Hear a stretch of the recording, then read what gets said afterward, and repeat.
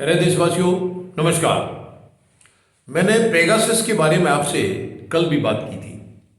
उसी की कुछ और डिटेल्स आज आपको बताना चाहूँगा, जो न्यूयॉर्क टाइम्स में जो उसने खुलासा किया है कई बातों का, उसी के बारे में कुछ और चर्चाएं करेंगे। यानी एक तो ये डील जो हुई थी, मैंने कल बताया था आपको, प्रधानमंत्री महोदय का 2017 का जो दौरा था इजराइल का, उस वक्त ये डील हुई थी और वो भी समुद्र के किनारे पर। इसका क्या कारण है? बिल्कुल एकांत में, कोई और बीच में साथ नहीं थे।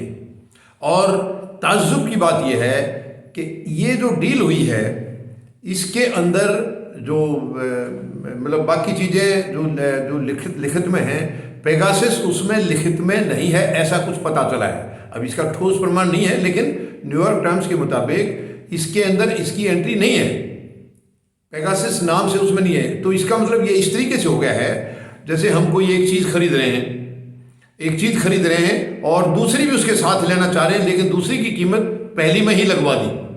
ये कुछ इस तरह का है। ये अगर ऐसा है तो सचमुच ये बहुत ही खतरनाक है। एक देश के प्रधानमंत्री देश के प्रति इतनी बड़ी गद्दारी करें तो ये किसी भी हालत में ये बर्दाश्त के लायक नहीं है।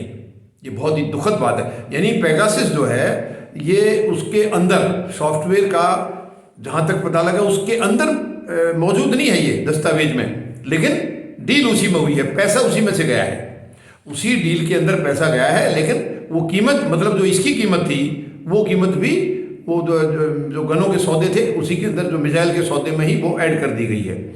और ताज्जुब की बात ये देखिए, ये एक उपकरण 9 करोड़ रुपए इसकी कीमत है एक उपकरण की, और एक उपकरण से 10 लोगों की जासूसी की जा सकती है। यानी कि एक आदमी की जासूसी पे 90 लाख रुपए खर्च होता है। ये है इसका टोटल। और कितना किया गया है मैंने आपको कल भी बताया था। बहुत सारे पत्रकार भी हैं, मैं खुद मंत्री भी हैं, और कई राजनीतिज्ञ हैं, और काफ़ी सारे मीडिया कर्मी भी हैं, बहुत सारे जिनके खिलाफ हुआ था। इसमें तो एक उदाहरण मैं आपको बताऊंगा। उस वक्त के मुख्य न्यायाधीश सर्वोच्च न्यायालय के रंजन गोगोई साहब थे, उनके खिलाफ एक लड़की से कंप्लेंट कराई गई थी। अब वो सही थी गलत थी मैं उसके ऊपर नहीं जा रहा हूँ, झूठी थी या सच्ची थी, लेकिन कंप्लेंट कराई गई थी। और उसके बाद रंजन गोगोई साहब की भी इसी पेगासस के जरिए जासूसी की गई थी, इसी के माध्यम से।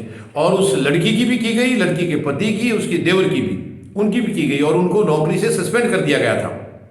बाद में उनको बहाल भी कर दिया गया, और मुख्य न्यायाधीश महोदय ने अपने खिलाफ खुद ही जांच की थी, और वो क्लियर हो गया केस। और उसके बाद उनको जो है ना बहाल भी कर दिया गया, और मुख्य न्यायाधीश महोदय को बाद में राज्यसभा में भी ले लिया गया। इसी बीच में आप सबको ध्यान होगा, रफाल सौदे की भी उस वक्त जांच की बातचीत चल रही थी। तो सीबीआई के डायरेक्टर थे आलोक वर्मा जी। इन्होंने जांच के लिए कदम आगे बढ़ाया था, तो इनकी भी जासूसी की गई है उसके तहत। और उस वक्त जो आज दिल्ली पुलिस कमिश्नर हैं राकेश अस्थाना, उस वक्त वो वहाँ पर सीबीआई में असिस्टेंट डायरेक्टर होते थे। उनके थ्रू आलोक वर्मा के खिलाफ शिकायत करवाई गई ताकि वो फिर इसकी जांच ना कर पाए, क्योंकि अगर वो जांच हो जाती तो वो सारी चीज़ें साफ हो जानी थी। लेकिन ये देखिए, और मैं माननीय सर्वोच्च न्यायालय से अपील करूंगा कि ये सारी चीज़ें जब नॉलेज में हैं तो इनके खिलाफ कड़ी से कड़ी कार्रवाई की जानी चाहिए सरकार के खिलाफ। यानी इतनी धांधलेबाजी, सरकारी पैसा, जनता के टैक्स पेयर का पैसा, उसको सरकार बर्बाद कर रही है अपने निजी हितों को साधने के लिए। ये सचमुच बहुत दुखद है, ये बहुत दुखद है, और इसकी बहुत कड़ी से कड़ी जांच होनी चाहिए। अच्छा, इसमें और भी कुछ पहलू हैं, मैं वो भी आपको बता दूं। इसमें और पहलू ये हैं, यानी एक तो जैसे रफाल डील उस वक्त हो रही थी, यहाँ से तो रंजन गोगोई साहब के ऊपर दबाव बना करके कैसे भी इन्होंने क्लीन चिट ले ली है, जिसकी की बाद में फ्रांस में ये वहाँ भी हुआ है। जैसे ये पेगासस का न्यूयॉर्क टाइम्स में हुआ है, और उसका फ्रांस में घोटाला, जो वहाँ की जो मैगजीन थी उसने इसको जो है ना उजागर किया है, और वहाँ पर जांच चल रही है। तो ये कितनी शर्म की बात है। यानी कैसे कैसे मैनेज किया जा रहा है, केवल इसका मकसद है कि अपने राजनीतिक हित साधने का, अपनी मंशा पूरी करने का। क्या ये सरकारें इसलिए आती हैं कि अपने हित साधें, अपनी ओछी हरकतों से वो देश को जो है इस तरीके से उनका पैसा भी लूटे और अपने विरोधियों के ऊपर इस तरीके से गलत तरीके से जो है ना गलत, ये भी गलत हथियार है।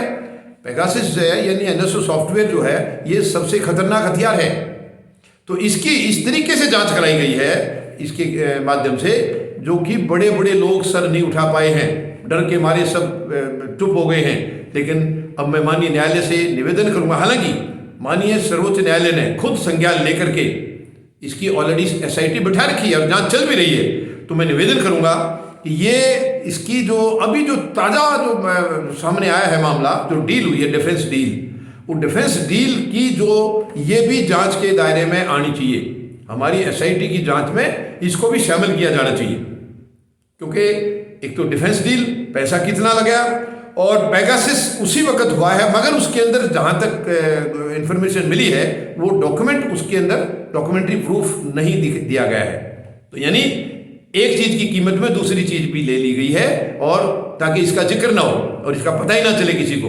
ये कितनी बड़ी साजिश है, किसी को ये मालूम ही ना पड़े कि ऐसा कुछ भी हुआ है या पेगासस भी ये सॉफ्टवेयर भी खरीदा गया है। ये बहुत ही सचमुच घिनौनी हरकत है और इसके खिलाफ बहुत ज़बरदस्त तरीके से जांच होनी चाहिए।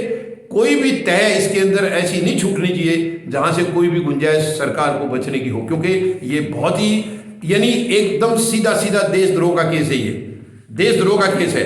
आप गलत तरीके से यानी ऐसे तो बगैर किसी को बता के किसी के फ़ोन की रिकॉर्डिंग करना भी गलत है, कानूनी जुर्म है। और ये तो सरेआम सब कुछ धज्जियां उड़ा रहे हैं, इन्होंने तो सब कुछ किया है। तो ये बहुत ही दुख की बात है और इसके ऊपर कड़ी से कड़ी कार्रवाई माननीय न्यायालय द्वारा की जानी चाहिए और सरकार के ऊपर, प्रधानमंत्री महोदय के ऊपर एफआईआर दर्ज होनी चाहिए और इनके ऊपर केस चलना चाहिए। और इनका अंजाम जो इन्होंने देश के साथ गद्दारी की है, देशद्रोही हरकत की है, उसका इनको इंजाम भुगतना चाहिए। ये मैं माननीय सर्वोच्च न्यायालय से निवेदन करता हूं। धन्यवाद। जय जवान, जय किसान, जय हिंद।